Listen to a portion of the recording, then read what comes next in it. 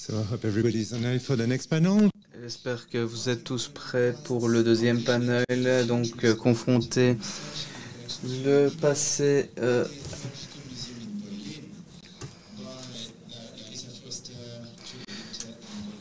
Donc, c'est confronter le passé colonial, envisager des avenirs créatifs, recherche collaborative sur les collections de Namibie en musée technologique.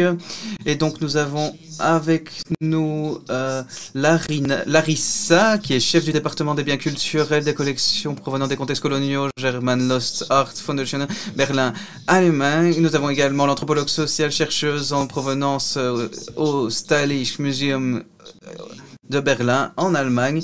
Et donc, il s'agit de Julia Binder. Et nous avons qui est également à la tête de la recherche en ce qui concerne la prévenance. Et nous avons également avec nous Golda Oharos, qui est conservatrice responsable de la collection d'anthropologie au Musée national de Namibie. Et donc, sans plus attendre, je leur donne la parole si elles nous entendent.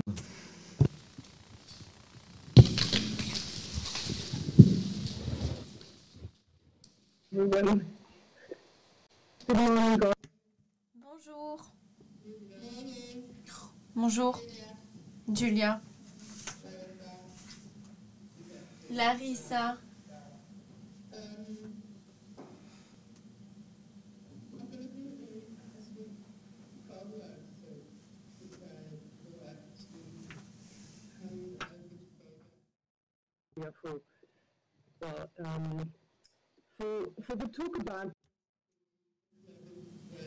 Par rapport au travail collaboratif de décolonisation sur ces différents projets,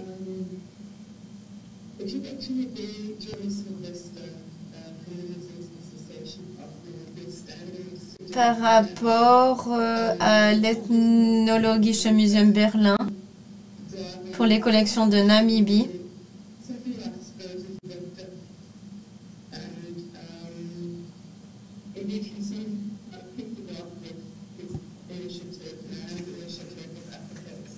donc c'est une initiative pour l'Afrique en 2014.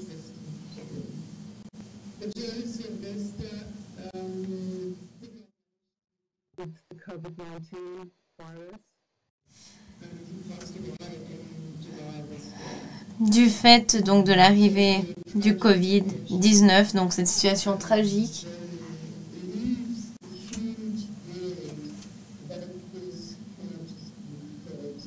donc on avait un travail très, très important à réaliser qui n'a pas pu être fait.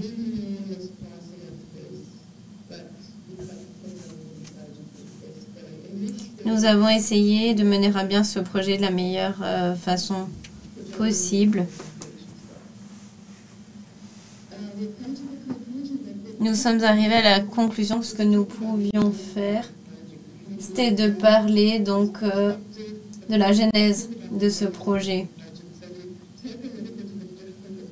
d'avoir une approche différente par rapport au projet de base. Nous l'avons fait avec une perspective qui a été développée depuis des années pour les différentes cultures donc des collections de Namibie. Il est très important de comprendre ceci, que du fait de la situation politique complexe, donc dans l'histoire des relations de la Namibie, avec justement le Ethnologische Museum Berlin et d'autres institutions.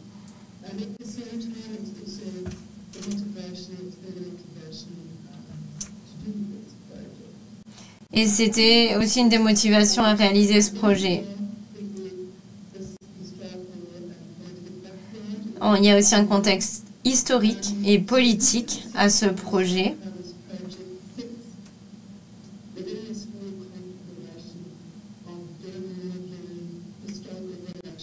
Avec des relations historiques entre les institutions, l'histoire des collections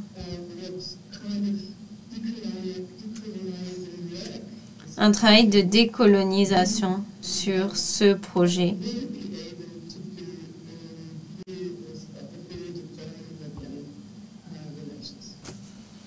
En ce qui concerne ces collections de Namibie.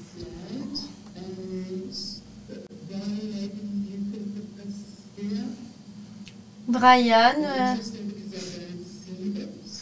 est-ce que vous pouvez mettre les diapositives à l'écran? Voilà, merci beaucoup.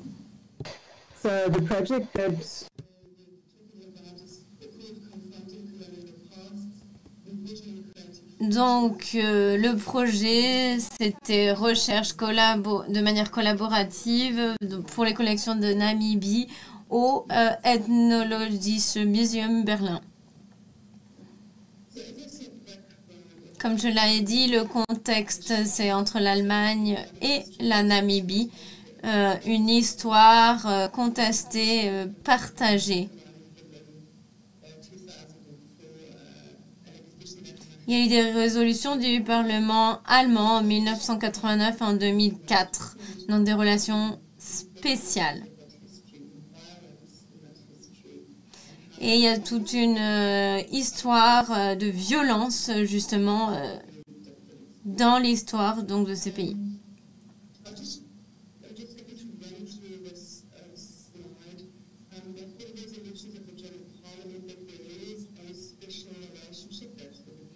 Justement, cette relation spéciale, donc issue des résolutions donc, du Parlement, avec ce passé donc de colonie.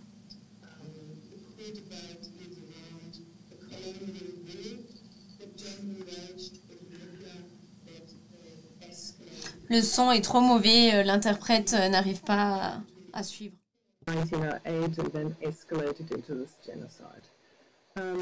Donc la situation s'est empirée et a dégénéré dans un génocide.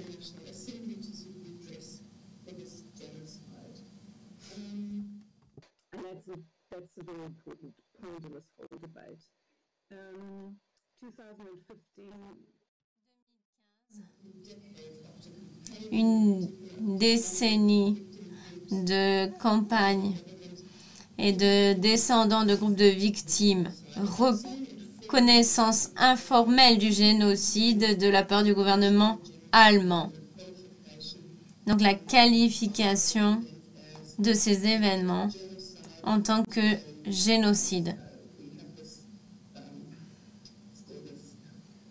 Donc il y a ce statut qui n'est pas complètement officiel, qui n'a pas été complètement accepté de manière officielle. Ensuite, en mai 2021, négociations intergouvernementales conclues avec une déclaration commune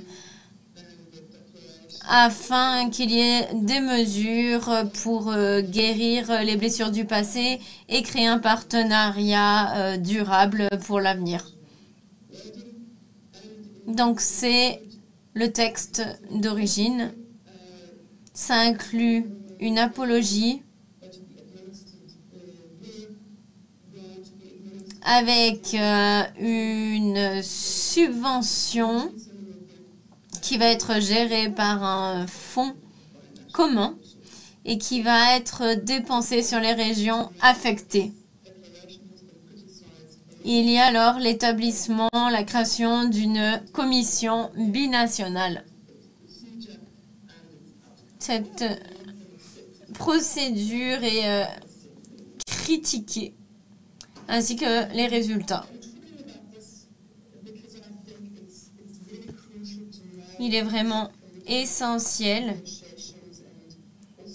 à ce niveau des négociations et également donc le trésor qui est donc en arrière-fond avec ses collections présentes en Allemagne. Diapositive suivante, s'il vous plaît. Un autre contexte, c'est la restitution et le rapatriement qui ont eu lieu entre l'Allemagne et la Namibie en 2011, 2014, 2018, avec des restes humains de 80 individus des institutions allemandes, la Charité, les universités de Freiburg, Greifswald, Jena. Un certain nombre d'entre eux ayant été envoyés dans les camps de concentration en Afrique du Sud-Ouest.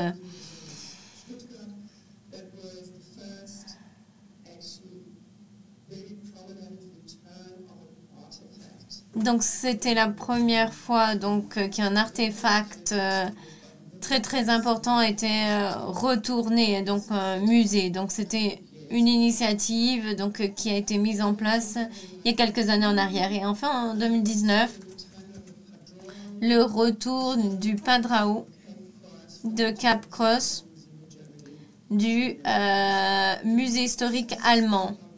Il y a toute cette histoire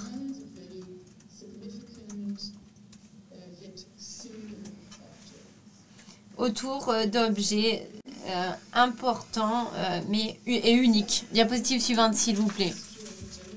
Par rapport à l'histoire de la genèse du projet, quels sont les intérêts réunis autour de ce projet collaboratif qui a été conceptualisé par rapport aux échanges, au dialogue, etc. C'est intéressant de parler donc des intérêts mis sur la table par chacun. Du côté allemand, il y a eu un manque de connaissances de manière générale par rapport à ces artefacts de Namibie, malgré les discussions chaudes autour du génocide, du rapatriement. Donc il fallait vraiment gérer ce point à Stuttgart, Cologne, Berlin, par exemple. Beaucoup d'objets n'ont pas été montrés dans ces musées en dehors des expositions permanentes.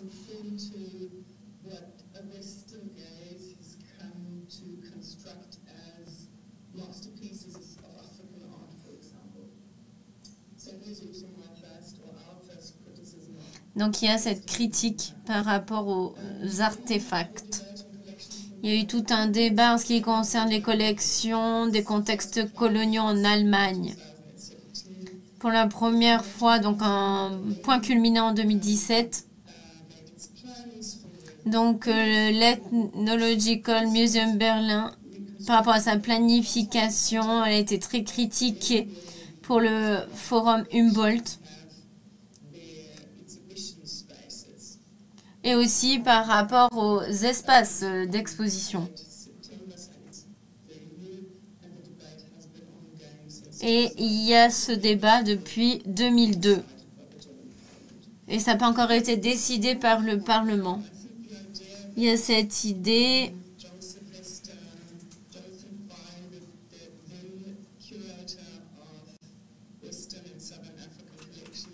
par rapport à ces collections d'Afrique du Sud-Ouest, le fait de rendre ces objets libres, ce serait une manière de générer justement des connaissances et des relations et que ce soit fait de manière proactive.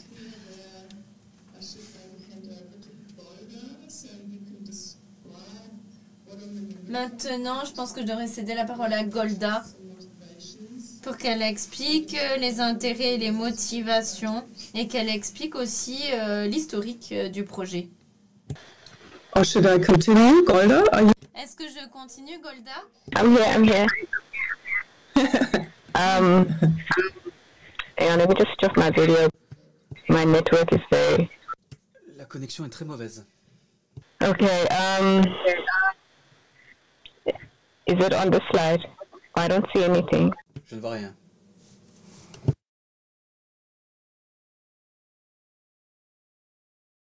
Vous voyez la diapositive?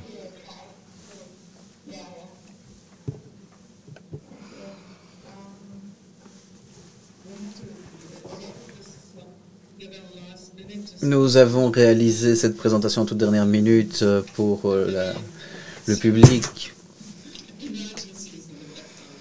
Nous avons connu beaucoup d'états d'urgence ces derniers temps dans nos vies personnelles.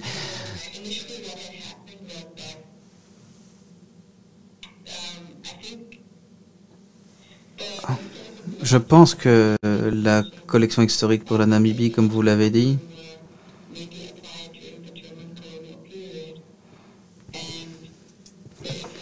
et l'existence de ces objets est connue depuis 2012 lors du projet Provenance Afrique. En 2019-2020, les experts du patrimoine namibien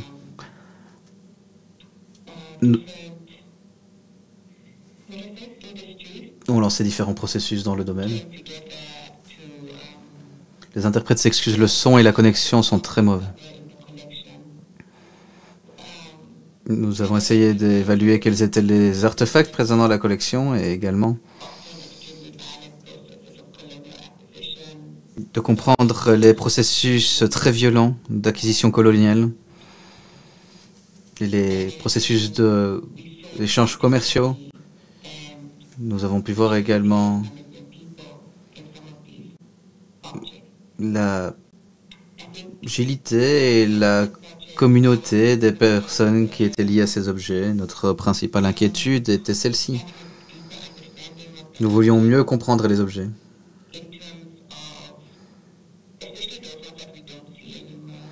En particulier par rapport à des objets qu'on ne voit plus beaucoup. Des outils qui étaient utilisés par le passé. Leur utilisation aujourd'hui. Quel était leur contexte historique. Nous avons essayé de créer des relations directes.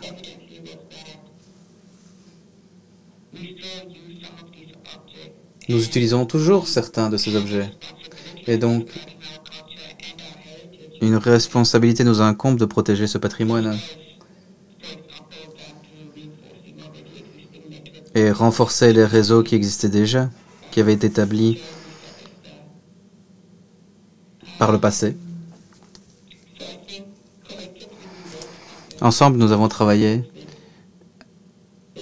sur cette mission avec Jonathan, Julia, en Allemagne. Et je pense ici que vous pouvez voir que nous avons pu toucher les objets de manière physique, comprendre le travail de l'artiste, les matériaux. Voici une liste de l'équipe de la Namibie, mais également du musée qui ont fait partie de ce projet. Diapositive suivante.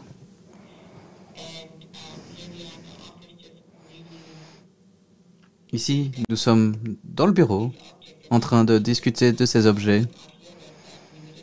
Et ce qui en est ressorti, c'est que nous devions rendre à ces objets leur nom traditionnel parce que nous nous sommes rendus compte qu'il y avait beaucoup de pseudonymes qui étaient donnés dans les inventaires. Ainsi, on a dû s'asseoir autour de la table, appeler nos connaissances à la maison. Par exemple, un des collaborateurs a appelé sa maman pour réfléchir à comment on appellerait ces objets. Et elle a dit ceci, après très longtemps. Elle nous a donné une réponse et pour certains objets, on n'a même pas trouvé le nom. Et donc, cela a nécessité beaucoup de travail en Namibie avec les peuples autochtones. Nous avons envoyé des photos afin de créer un processus de compréhension par rapport à notre patrimoine immatériel. Chez nous, nous créons quelque chose, puis on l'utilise. Il sert son objectif. Mais maintenant qu'il est dans un musée, cet objet, et qu'il est là depuis si longtemps. Il est de notre responsabilité d'effectuer ce travail de recherche et de faire savoir aux communautés quel était le passé. Diapositive suivante.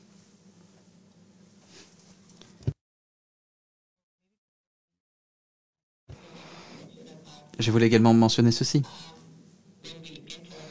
Lorsque nous avons commencé ce travail dans la collection, il y avait beaucoup d'émotions impliquées. Et nous n'avions pas pris en compte que...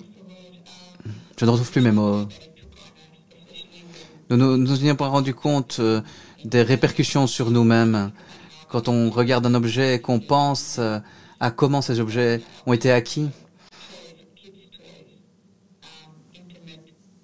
il y avait des objets sacrés, des objets religieux, des objets intimes. Et donc, cela nous fait nous poser des questions sur les conditions d'acquisition de ces objets. Et donc, nous devons effectuer ce travail pour comprendre pourquoi ces objets ont été donnés. Et donc, nous avons partagé nos pleurs avec certains de nos collègues qui ont connu cette époque. Julia, vous voulez reprendre la parole? Merci beaucoup. Je pense que nous pouvons voir ce contraste fort entre la vision européenne et la vision de Golda, qui est si profonde, si vraie, des répercussions sur nous. J'ai pleuré avec vous. En travaillant avec ce type d'objets, et en particulier avec des objets qui ont été pris durant des événements violents, durant la guerre, durant les génocides, cela a des impacts dramatiques. Et peut-être mettre le doigt sur quelque chose que vous ne connaissiez pas, mais qui était en vous, qui était toujours là. Et donc cela a vraiment créé un processus émouvant, émotionnel, qui a mené des collisions entre différentes connaissances. Et il a fallu trouver des traductions, par exemple entre ce graphique et la connaissance que nous amenons chacun sur la table. Ce que vous pouvez voir ici, c'est une première vue générale de moment où sont arrivés ces objets dans notre musée et donc on a pu se poser la question de savoir dans quel contexte, comment ils ont été pris. En tant qu'équipe, nous nous sommes sentis responsables. Nous voulions savoir pourquoi ces objets étaient connectés non seulement aux violences coloniales, mais également au génocide de la région. Et donc, notre première surprise a été celle-ci. On sait que ces objets viennent tous de guerres coloniales, qu'ils sont arrivés dans ce musée ethnographique et puis été distribués dans toute l'Allemagne. Mais on s'est rendu compte qu'il y en a peu qui sont arrivés jusqu'à Berlin. Par contre, il y avait des collections plus anciennes, des années 1870, qui venaient des missionnaires de l'époque, qui faisaient partie de la collection. Donc, et ceci représentait des objets qui faisaient partie du patrimoine culturel. Et donc Golda, Charlie, Cynthia et d'autres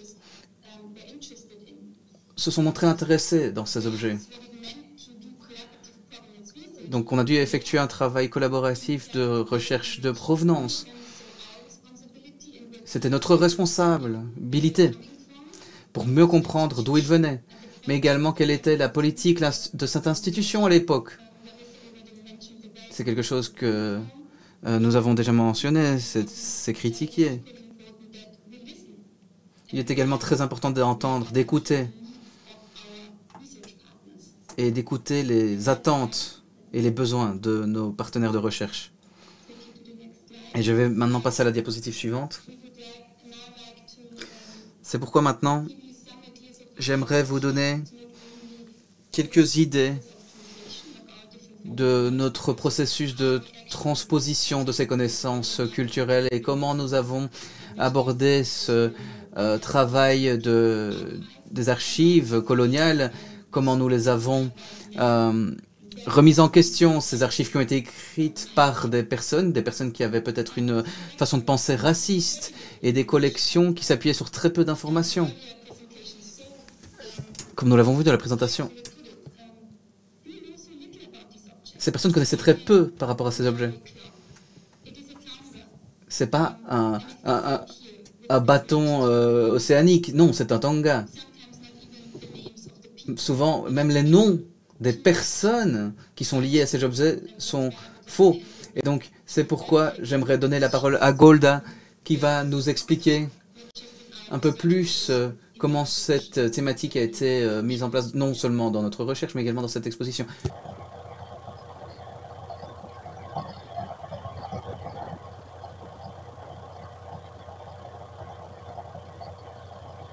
Golda?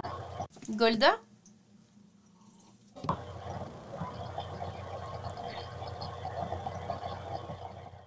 Can you hear me?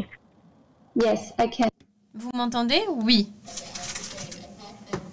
Je disais qu'à part les collections donc à Berlin, les galeries nationales, donc il y a des objets similaires.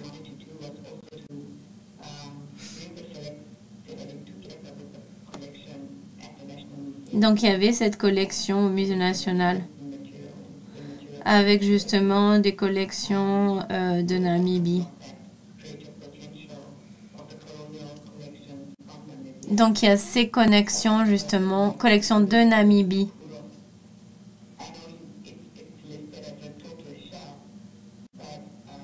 Donc là, si vous parlez de Totosha, vous ne savez pas ce que c'est.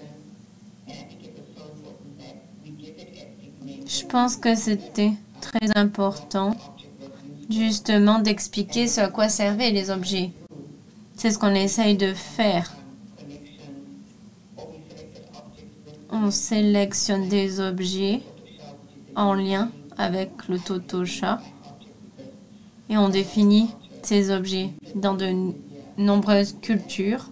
Ils sont utilisés, mais en Namibie, on les utilise comme urnes. Les peuples Nama mettent du parfum dedans.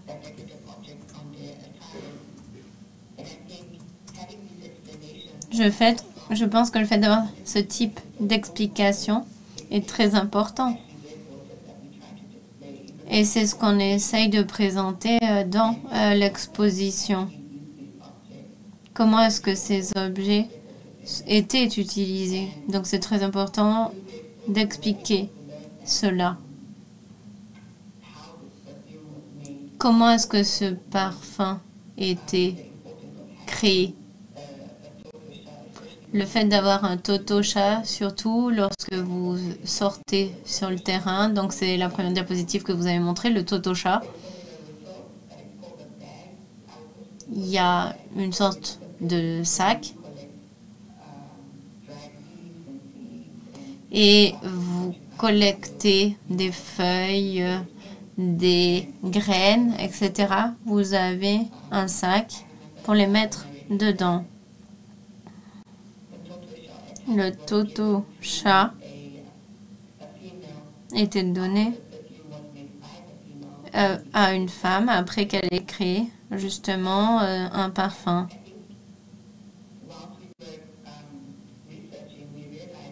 Lorsque justement on a fait ce travail de recherche, on s'est rendu compte que ce Totosha a été utilisé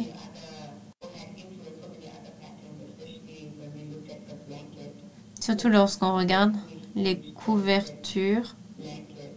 Elles sont délicates. Il y a différentes formes de cuir. Je ne sais pas jusqu'à quel point le cuir était disponible. Est-ce que c'était fait pièce par pièce, mais les formes sont très différentes. En tout cas, c'est intéressant de se rendre compte que cette créativité existait avant les missionnaires.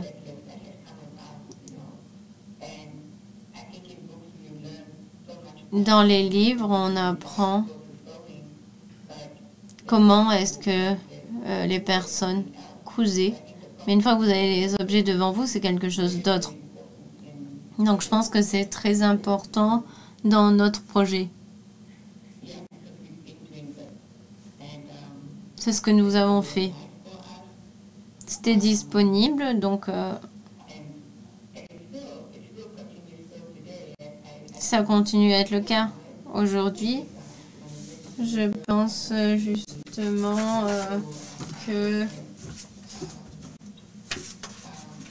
Julia et Golda ont eu la possibilité justement de venir en Namibie et de voir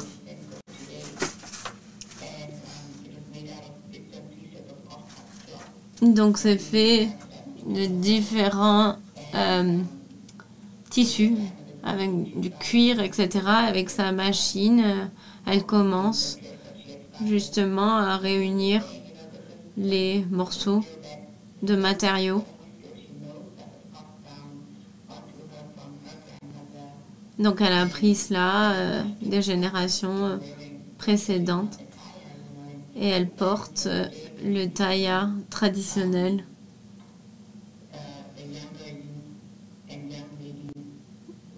Les jeunes femmes portent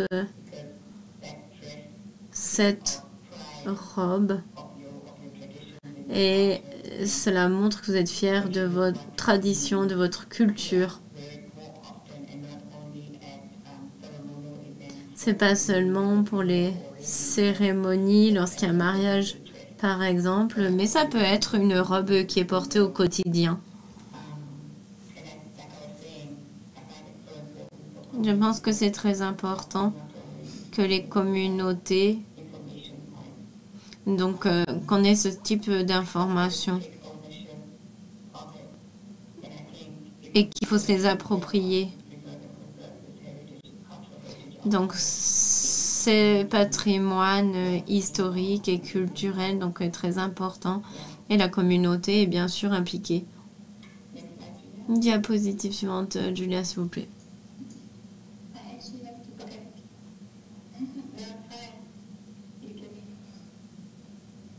Diapositive suivante.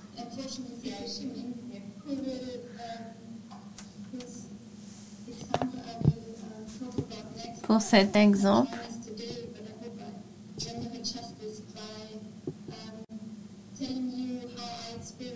j'aimerais vous dire comment est-ce que j'ai justement fait l'expérience de travailler en tant qu'artiste, designer. Il y a effectivement un patrimoine familial et elle m'a dit beaucoup de choses par rapport à ce que cela signifie justement d'avoir ces formes de connaissances qui sont imbriquées.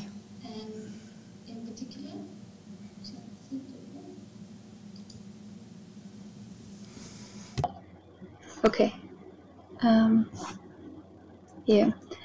You can see here Cynthia. Vous pouvez voir ici Cynthia qui porte un courassing. Donc, elle prend soin d'une petite poupée. Donc, la tête était retournée et donc elle l'a soulevée. Et c'est un moment émotionnel important pour elle car Cynthia ne m'a pas dit, mais en fait, elle avait une poupée comme ceci avec sa grand-mère. C'était sa grand-mère qui lui avait appris à faire ces robes. Donc, c'est ces robes justement traditionnelles du XXIe siècle. Donc, une robe du style victorien avec des grandes manches bouffantes. Elle m'a également raconté des histoires lorsque justement elle a cousu cette poupée elle-même. Elle a demandé à sa grand-mère comment faire et sa grand-mère lui a répondu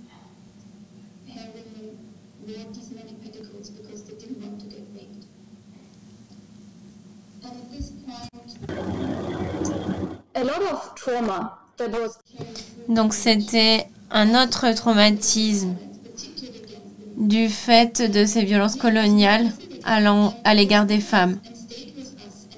C'est resté avec nous et on devait trouver un moyen de passer au-delà de ça. Et Cynthia voulait vraiment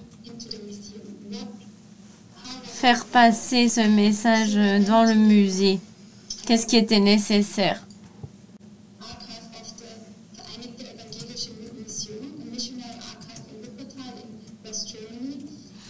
Donc, vous pouvez voir justement cette Karl Gotthil Böttner, qui est un missionnaire, qui a donné donc cette poupée au musée.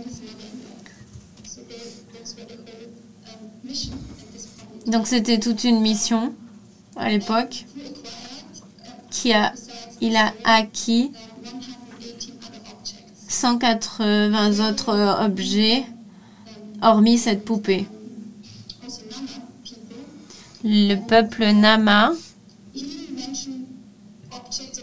donc il a aussi mentionné d'autres objets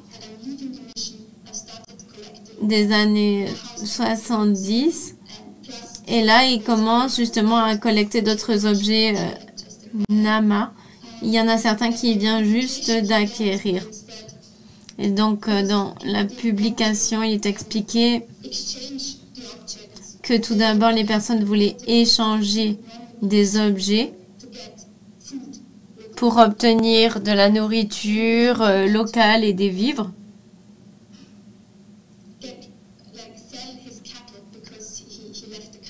Ensuite, donc il a dû vendre son bétail parce qu'il a quitté le pays. Et le bétail était très précieux pour le peuple Nama. Donc il a pu échanger son bétail contre les objets qui sont maintenant dans l'Ethnologische Museum à Berlin. Donc le missionnaire allemand donc aurait pu échanger cette poupée contre du bétail. Cynthia a confirmé, mais comment est-ce que c'était possible? Parce que sa poupée, c'était la possession la plus précieuse qu'elle avait. Comment est-ce que justement un missionnaire pouvait la donner?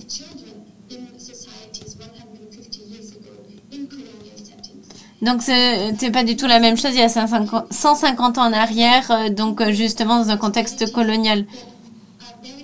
Il y a d'autres récits qui parlent d'histoire coloniale. Ça peut être un homme, peut-être une femme, et peut-être un homme Nama. Les enfants, souvent, ils ne sont même pas mentionnés dans les archives. Donc, on voulait quelqu'un qui raconte justement l'histoire de Cynthia et l'histoire des femmes dans sa famille et dans cette communauté au sens plus large. Donc, il y a ce traumatisme de violence contre les femmes. Ils ont créé cette installation artistique. C'est spécifique et comme vous pouvez le voir à gauche, il y a cette robe de type traditionnel, donc cette robe victorienne que vous voyez.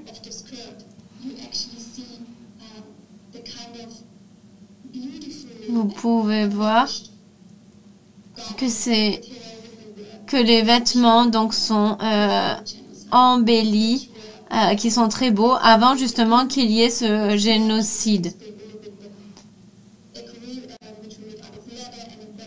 La coiffe aussi était embellie. Donc, il y a une inspiration de la partie du nord de Namibie par rapport à ces vêtements.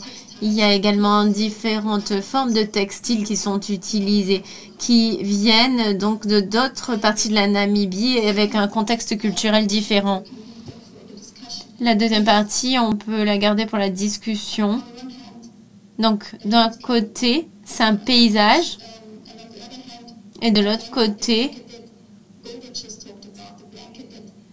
cette couverture avec les totochels dont Cynthia a parlé. Elle a utilisé donc ces photographies pour repeupler le paysage qui a été dépeuplé par le génocide, la guerre.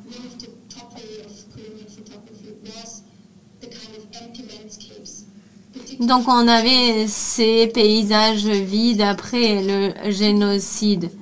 Et donc on a demandé à ce qu'il y ait des personnes qui viennent et qui s'installent là.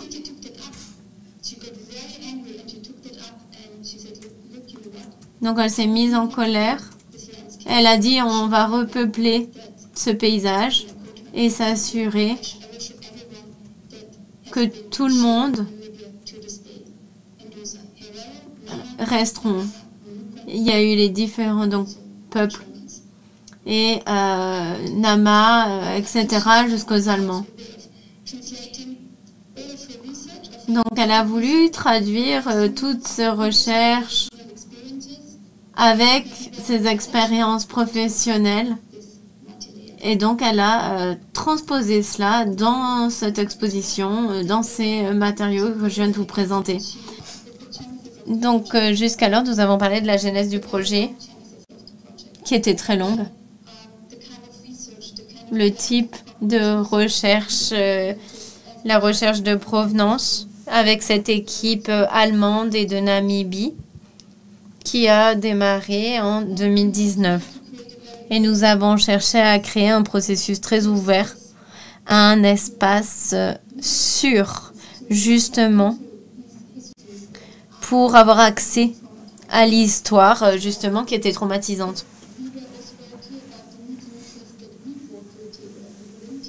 Bien sûr, nous avons discuté de cela avec l'équipe, voir les intérêts de chacun, quant au fait de faire une exposition sur le projet avec nos partenaires de recherche.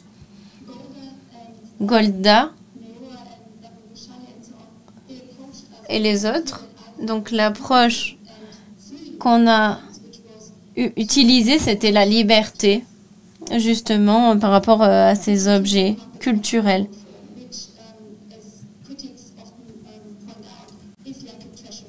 C'est vraiment un trésor.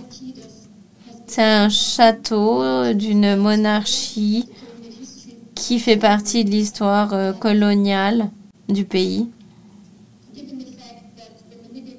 Et le fait que ces collections de Namibie n'ont jamais été montrées à Berlin, la question, c'était pourquoi. Il y a d'autres personnes, les peuples Nama, qui sont intéressés par ces objets.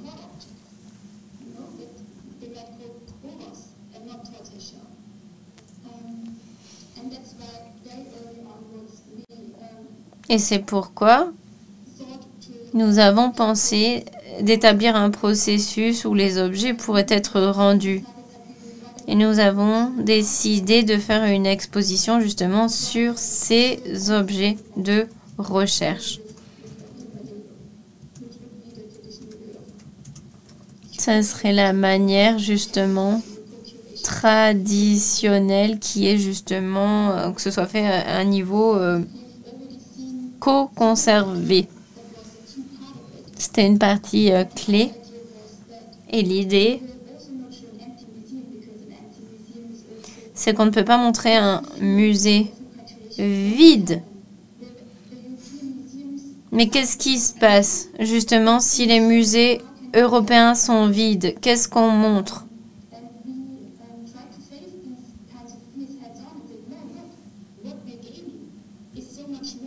Et on nous a dit, regardez, ce qu'on fait, c'est bien plus. Ces objets sont libres, donc s'ils voyagent. Donc on a cherché un symbole. Et on a appelé cela un réseau de connaissances.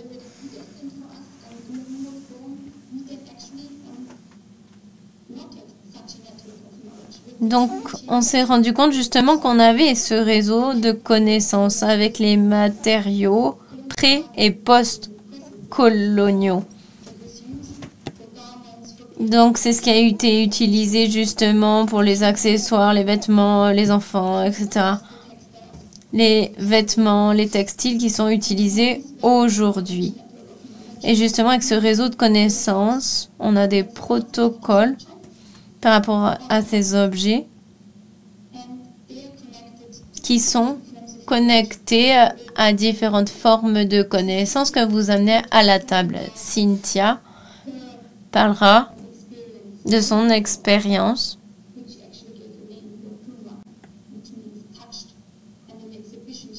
par rapport au toucher. Et dans l'exposition, elle dit qui a touché cette poupée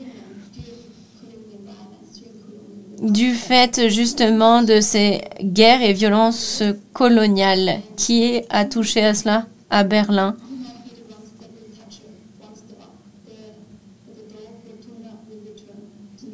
Et peut-être que cette poupée justement pourrait être retournée à la Namibie. Peut-être on pourra vous le dire dans le question-réponse. Toutes ces formes de connaissances justement sont exposées. Les visiteurs savent qui sont les personnes et il y a une hiérarchie. Avec ma connaissance, je peux reconstruire de manière critique ces archives avec Cynthia, etc., qui critiquent le type de connaissances justement apportées. Il est très intéressant de voir que c'est vraiment une exposition qui présente un défi. Il y a beaucoup de peurs qui ont été amenées à la table. Les personnes s'engagent, s'impliquent et passent beaucoup de temps. C'est ce que Golda a dit par rapport à ce que Cynthia a à dire, etc. Les gens s'assoient, regardent les films. Par rapport au travail de recherche qui a été fait à Berlin et en Namibie. Nous sommes très contents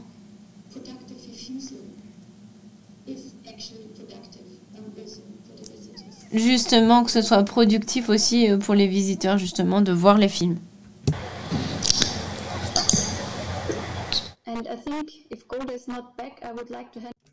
Et je vais maintenant donner la parole à Larissa, puisque Golda n'a pas l'air d'être connectée avec nous, et donc Larissa va nous expliquer un peu l'avenir de ce projet. Vous m'entendez? Très bien. Afin que vous compreniez ce projet très complexe, puisqu'il s'est développé en partant de cette exposition de 2014, et puis il a pris vraiment de l'élan, et aujourd'hui nous sommes à l'ouverture de ce forum, et à l'avenir, ce qu'on attend, c'est le retour des objets. Dès le début, dans l'idée de libérer les objets, il a fallu choisir entre 20 et 30 objets et les renvoyer en Namibie pour inspirer de nouvelles compositions, nouvelles collaborations, des échanges, mais également inspirer des demandes de la part des institutions. Donc ceci est une situation qui reste ouverte. Il y a des objets,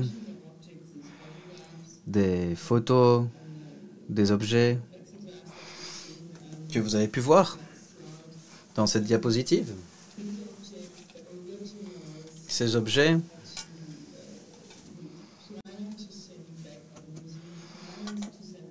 nous voulons les renvoyer vers la Namibie ici l'année prochaine si la Covid le permet. Ainsi, c'est cette idée de retour qui est à la base. C'est un peu la deuxième partie du projet ensuite qui va, nous l'espérons, lancer un nouveau élan de discussion entre nous tous. Et donc voici un peu une diapositive qui essaye de récapituler qui sont les différents collaborateurs dans ce projet, les associations namibiennes, les institutions telles que le musée naturel. Dès le début du projet, l'un des objectifs, c'était de reconnecter ces collections à d'autres collections en Europe.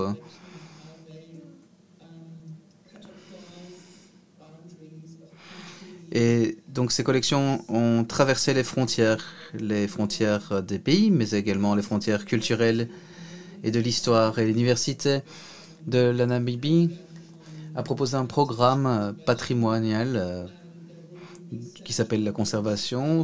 Il y aura des recherches par de jeunes étudiants, de jeunes chercheurs, également quant au régime de préservation namibien des objets. Et il y aura également le musée de la mode namibienne. Ce sont de toutes nouvelles tendances et nouveaux projets. Et donc tous ces connaissances a été co-créée durant ce projet. Et elle fera partie de nouveaux musées, de musées régionaux. C'est un des points d'intérêt. Par ailleurs, il y a tout un portefeuille d'associations de musées namibiennes qui promeut le musée régional. Et c'est un musée de la mode régionale. Pourquoi? Parce que, comme je l'ai dit plus tôt, cette collection à Berlin, ainsi que bien d'autres collections d'artefacts namibiennes, contiennent beaucoup d'objets qui sont liés à la vie de tous les jours des Namibiens de l'époque, y compris évidemment des objets que l'on peut porter sur nous. Ainsi, il y a des couvertures, des conteneurs qui sont donc liés à la vie de tous les jours et aux vêtements, mais également des bijoux. Donc, comme Julia l'a dit plus tôt dans cette présentation, ils contiennent réellement une histoire du design et de la mode namibienne. Et donc, ce musée de la mode pourra rentrer plus avant dans la discussion quant à l'histoire de la mode namibienne. C'est quelque chose qui est en cours de développement, mais qui a été ralenti par la Covid. Et donc, nous essayons réellement de continuer à travailler à ce point. Et l'objectif de ce projet pour l'équipe, c'est de permettre plus de liberté, plus d'intérêt, plus d'envie de libérer ces différentes parties du projet, de donner la place à différentes disciplines, de différents contextes de connaissances différentes, connaissances linguistiques également, et donc de regrouper différents intérêts dans cette histoire liée namibienne et allemande. Donc c'est quelque chose de très complexe et on pourrait prendre beaucoup de temps pour l'expliquer. Je ne peux que vous donner qu'un aperçu de ces aspects, de ces espaces de négociation sur lesquels s'appuie ce projet. Peut-être que nous pourrions demander maintenant à Golda si elle a réussi à se connecter à nouveau. Larissa, je ne sais même pas si elle nous entend.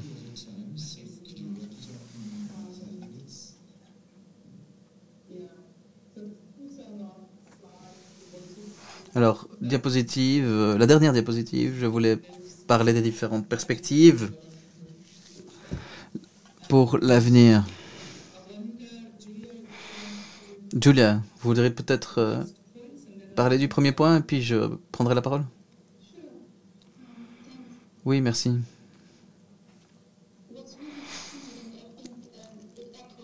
Alors, ici, c'est clé et cela fait écho à ce que Khadija a dit et les autres également ont pu le dire. Donc c'est cette question de savoir comment nous pouvons co-créer la connaissance, comment nous pouvons nous écouter l'un l'autre et montrer que nous sommes ouverts à d'autres formes de connaissance, pas simplement la connaissance du passé et du présent, mais également la connaissance incarnée, ce qui qui fait partie de l'histoire. Et donc ce projet doit également trouver des situations de traduction, parce qu'il y a différentes formes de connaissances également qui sont incluses. Et donc, l'objectif est de trouver des façons de voir les choses pour toutes les personnes. Ce type de travail collaboratif, de recherche, ne peuvent pas être des projets à court terme. Ce sont des processus de construction des relations. Et donc, il n'est possible qu'avec un fonctionnement pérenne, à long terme. Et l'objectif, donc, c'est que les objets, oui, retournent en Namibie. Et il faut également préparer le terrain là-bas et les infrastructures. Il y a une fondation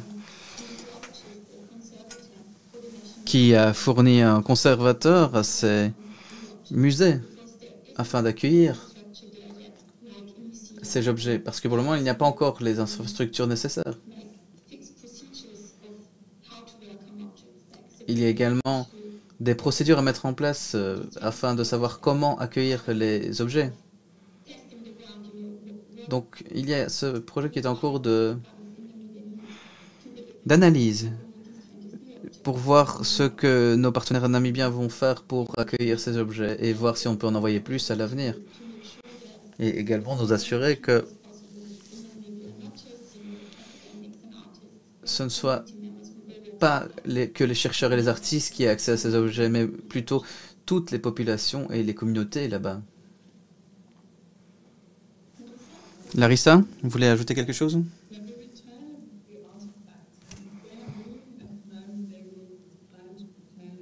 Normalement, les artefacts vont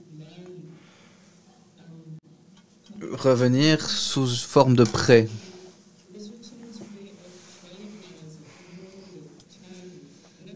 Nous aimerions un retour plus formel qui pourrait impliquer une réappropriation et donc un retour permanent. C'est important.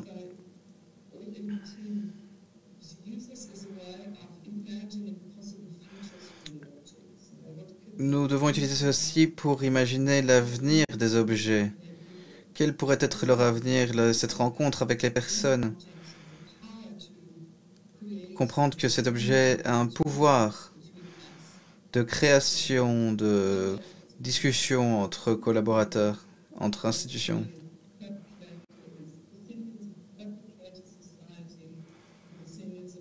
Et également en tant que objet de discussion avec les groupes de victimes, avec la population, et donc réimaginer l'avenir de ces objets. Je suis désolé si je ne suis pas rentré dans les détails au début de la présentation. J'ai été conseillère académique pour ces objets ces dernières années.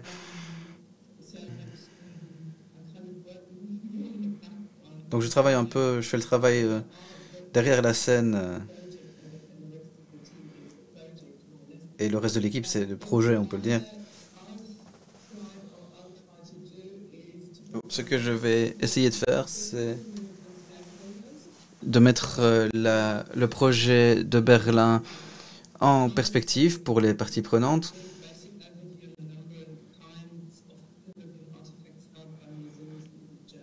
Et mettre en perspective également le nombre d'objets namibiens qui sont dans des collections en Allemagne. On s'est rendu compte en travaillant là-dessus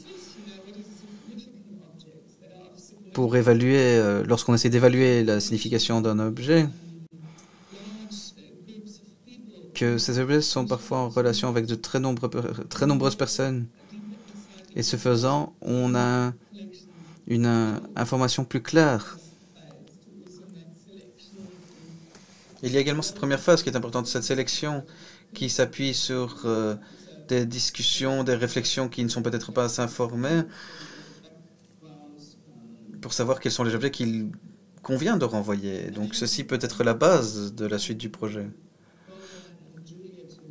Et je pense que pour la suite, c'est à Golda et à Julia de répondre, peut-être d'élaborer quant à ce que vous avez mis en place pour cette exposition. Moi, je n'ai pas vraiment travaillé à cela. Merci beaucoup. Nous n'avons pas Golda avec nous. Donc, pourrions-nous conclure et passer aux questions-réponses? Puisque nous avons des personnes ici dans l'assistance. Donc, merci beaucoup Larissa, merci beaucoup Golda, merci beaucoup Julia. Avons-nous des questions du public?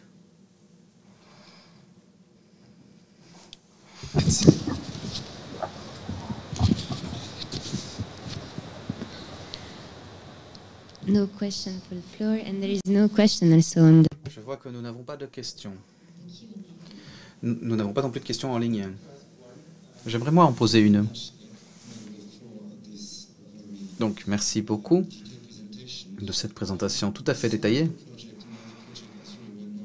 Il y a un autre projet,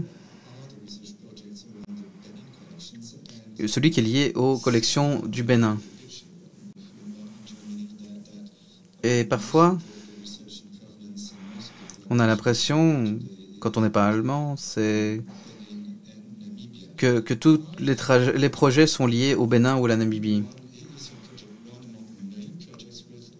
Votre projet fait-il partie de bien d'autres projets, ou est-il un projet pilote ou un projet qui va lancer d'autres, ou planifiez-vous d'élargir la portée de votre travail? Je vais peut-être commencer avec le point de vue institutionnel. Donc, je fais partie de la recherche sur la provenance et c'est un travail très important parce que nous avons une position permanente à ce sujet et Larissa pourrait peut-être discuter du financement de recherche de provenance pour des projets de 1 an ou 2. Et il faut également différencier les choses entre le débat politique et le débat public et la recherche qui se fait dans les musées, parce que souvent, ces différents aspects ne vont pas de main dans la main. Cela nous a pris du temps de prendre en main le projet Namibie, parce que tout le monde se concentrait sur le projet béninois. Donc, on parlait beaucoup de ces guerres entre les Britanniques et le peuple de Bénin, et donc on a mis un projet en place. Donc j'ai une collègue qui travaille dans l'équipe de recherche qui fait un travail contre la Tanzanie depuis 5 ans. Il y a également des projets collaboratifs avec l'Université de Tanzanie afin de trouver des manières de mettre en place ces collections ensemble et trouver les questions qui peuvent nous réunir et trouver des manières de ramener les objets chez eux. Et donc il y a beaucoup de travail qui se fait sur le continent africain. Et maintenant, elle est conservatrice du musée et elle est également experte en Togo. Et donc, elle va mettre en place un projet à ce sujet. Il y a eu également des différents projets quant aux autochtones en Alaska, au Canada, les Premières Nations. Donc, il y a beaucoup de choses qui ont été effectuées, mais la presse n'en parle peut-être pas. Parce que dans beaucoup de cas, ce ne sont pas des histoires faciles à raconter. On ne peut pas dire les Britanniques ont attaqué et maintenant il faut ramener les objets. Non. Dans notre cas, dans le projet namibien, la plupart des objets d'intérêt et qui retournent maintenant en Namibie, ce sont des objets qui, selon en tout cas les registres européens, ont été échangés ou achetés.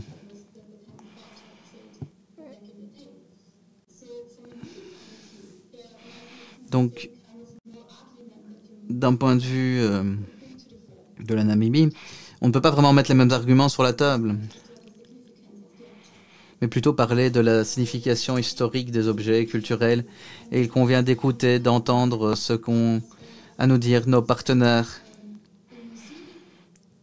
ou également ce qui a été fait en Nouvelle-Zélande, où on a pu voir le retour permanent d'objets.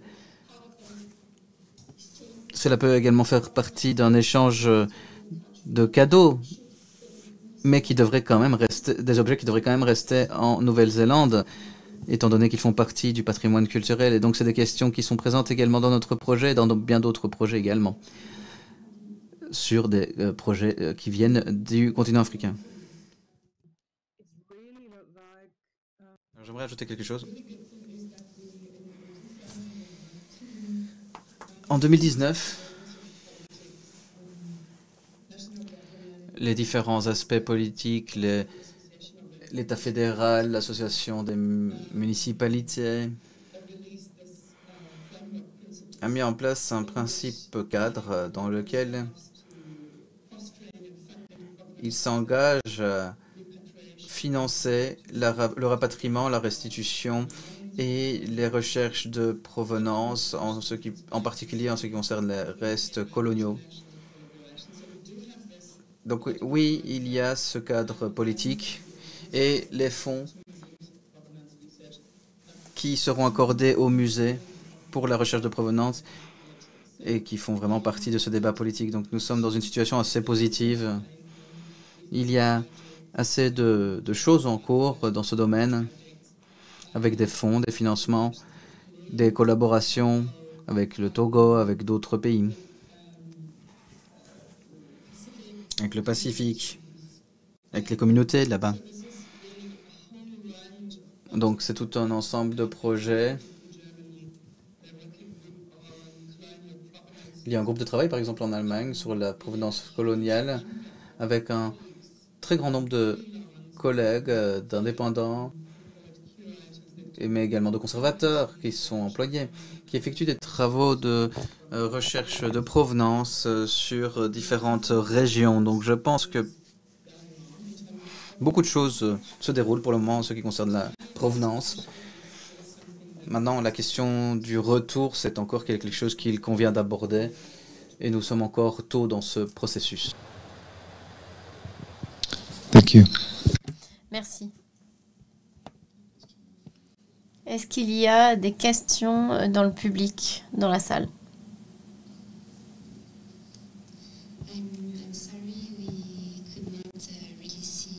Je suis désolée, nous n'avons pas vraiment pu voir Golda. Et donc, je m'excuse pour ceci. Je ne sais pas, est-ce que vous souhaitez que l'on close la discussion s'il n'y a pas de questions? Ou Golda, si vous nous entendez? Ou Larissa? Julia? Est-ce que vous souhaitez ajouter quelque chose, peut-être?